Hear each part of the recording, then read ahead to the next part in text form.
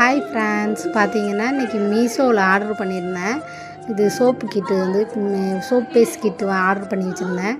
அதுதான் இப்போ வந்து கையில் எல்லாம் ஒரு மாதிரி பாத்திரம் வளர்க்குறது வந்து ஒத்துக்காமல் அரிக்குது. அதனால் வந்து குப்பைமேனி சோப் செய்யலாம் அப்படின்னு சொல்லிட்டு இதில் உள்ள எதையுமே ப்ராடக்ட் நான் எடுக்கலை.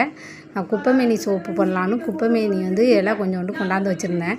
அது போன டைம் செஞ்சப்போ பார்த்திங்கன்னா அதை கொஞ்சம் அரைச்சி ஊற்றுனதுனால சரியாக வரல. ஆனால் இந்த டைம் காய வச்சுருந்ததும் சரியாக காயாததுனால வேறு வழி இல்லாமல் அதை போட்டு கொஞ்சம் மிக்சியில் அடிச்சுட்டு போட்டு தான் நான் இது பண்ணேன். ஆனால் ஓகே தான். இது வந்து 200 நினைக்கிறேன் இது வாங்கினது நான் மீஷோவில். ஓகே தான், அந்த ப்ராடக்ட் ஓகே தான், குட் தான். எங்கள் வீட்டுக்காரவங்களுக்கு பார்த்திங்கன்னா மூட்டைப்பூச்சி கடிச்சு உடம்பெல்லாம் ரொம்ப அரிக்குதுன்னு சொல்லிக்கிட்டு இருந்தாங்க. அதுக்காக தான் நாளைக்கு அவங்க ஊருக்கு வருவாங்க. அதனால தான் சோப்பு ரெடி பண்ணி வைப்போம் அப்படின்னு சொல்லிட்டு தான் குப்பைமேனி சோப்புனா குப்பைமேனி வந்து ஆல்ரெடி நான் ரெடி பண்ணியிருக்கிறதுனால கொஞ்சம் அரிப்பெல்லாம் வந்து ஆனால் குறைஞ்சிருச்சு தான். ஏற்கனவே எங்கள் பாப்பாவுக்கும் அது மாதிரி தான் இருந்துச்சு. இது எங்களோட சொந்த இதில் அனுபவத்தில் தான் நான் சொல்கிறேன்.